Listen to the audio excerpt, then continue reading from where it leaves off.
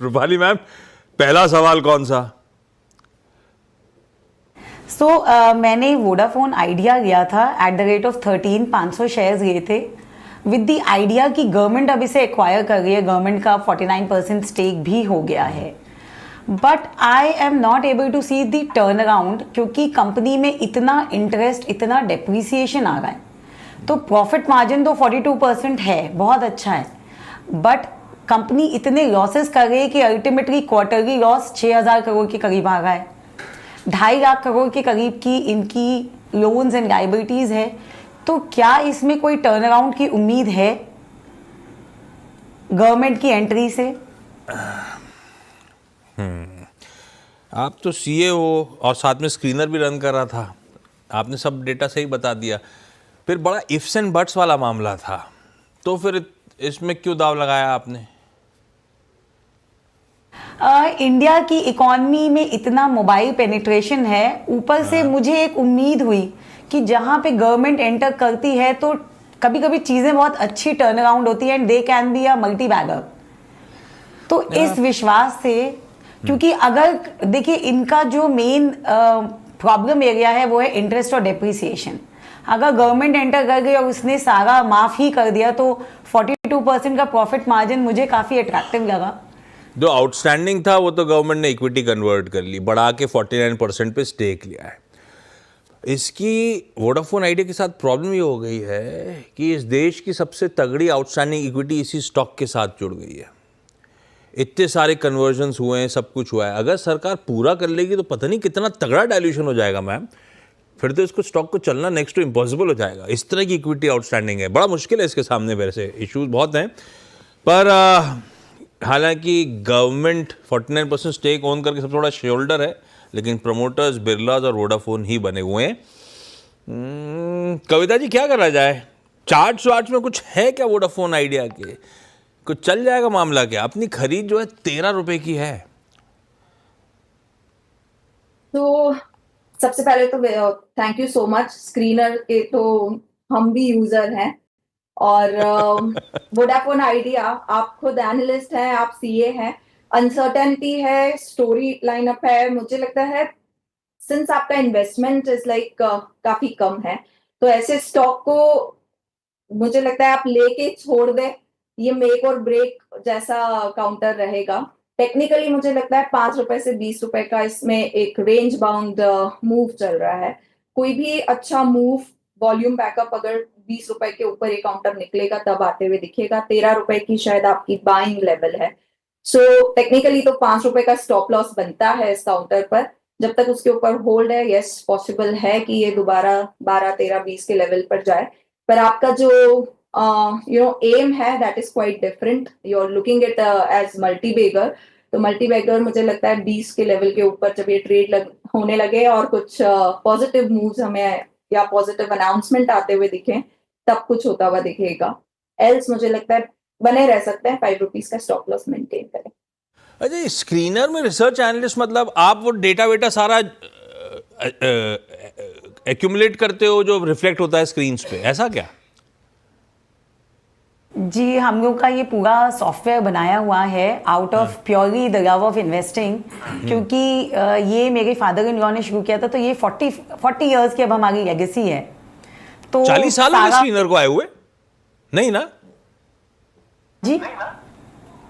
जी, कितने साल हो? स्क्रीनर को बहुत टाइम हो गया क्या आए हुए? Screener was first launched in 2009।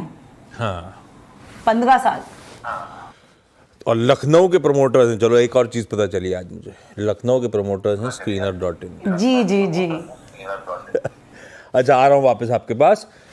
Phone line पे जुड़ गए क्या डायरेक्टर साहब? श्रीलता जी हैदराबाद से जुड़ती हुई। Srilatha ma'am, hi, good afternoon. Srilatha ma'am, Ujjivan small finance लिया हुआ है, लेने का मन है आपका? No, sir.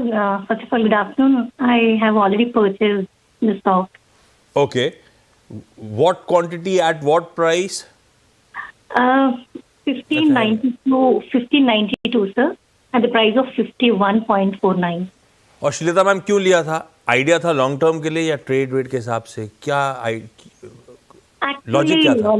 Long term only sir, and it's been a year, because last May में ली थी मैं, and one of the expert के राय से ली मैं, don't want to take name but.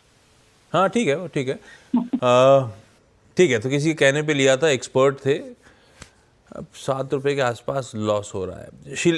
ये कविता जी, श्रीलता का ये पिक कैसा है? जीवन स्मॉल फाइनेंस बैंक, क्या करना चाहिए इसमें? तो Ujjivan small finance bank technically एक अच्छा डबल बॉटम फॉर्मेशन का ब्रेकआउट दिया है काउंटर ने, और उसके ऊपर सस्टेन कर रहा है। एज ऑफ नाउ 44 के लेवल पर है, और 44 के ऊपर एक फ्लैट फॉर्मेशन हम लोग देखते हैं, उसका भी ब्रेकआउट आते हुए दिखेगा।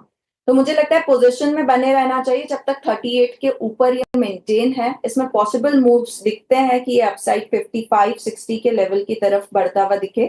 तो जनवरी के हाई हैं, थोड़ा सा टाइम देना पड़ेगा आपको। Medium term to long term मैं एक व्यू बता रही हूँ आपको। 55 से 60 रुपए तक ये जा सकता है, और 38 के ऊपर जब तक है ये कविता जी देखें जरा, मजगांव डॉक 2100 की खरीद। तो मुझे लगता है ट्रेलिंग स्टॉप लॉस मेंटेन करना चाहिए। पूरा सेक्टर जो है लाइमलाइट में है, और अच्छे मूव्स बनते हुए दिख सकते हैं फर्दर मजगांव डॉक में।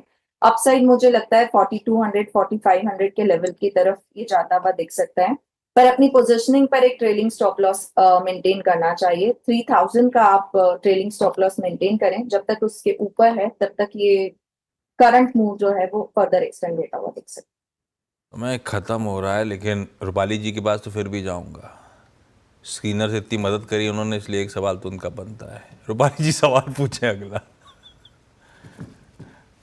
जी, सेकंड स्टॉक जो मैंने इसी टेलीकॉम सेक्टर में लिया था वो था TTML।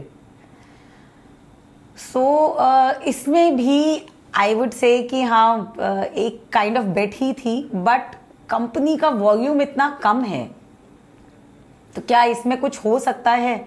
मैंने 10 रुपए पे ये शेयर्स लिए थे, जस्ट क्योंकि वो, और ये शेयर्स भी इससे लिए थे कि किसी फ्रेंड ने या किसी ने रिकमेंड किया, सो ये किसी और के रिकमेंडेशन पे लिया था, not through my own research. But yes, इसमें भी ऑपरेटिंग प्रॉफिट मार्जिन तो 50% है कंपनी का, लेकिन अगेन कंपनी क्या न्यू टेक्नोलॉजी पे कोप अप कर पाएगी since it's a Tata name?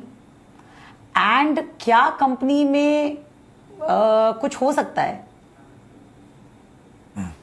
Hope बहुत राइट कर रहे हैं आपके। आप अपने CA वाला एप्लीकेशन और स्क्रीनर लेके बैठोगे तो आपको वैसे ही बहुत बढ़िया स्टॉक्स मिल जाएंगे आपका।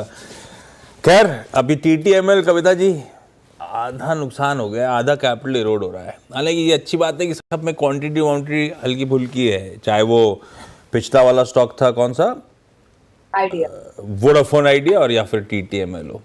क्या करना है कविता जी? तो ये एज यू राइटली सेड दोनों ही होप ट्रेड है। कुछ हो सकता है, ये आगे पता चलेगा।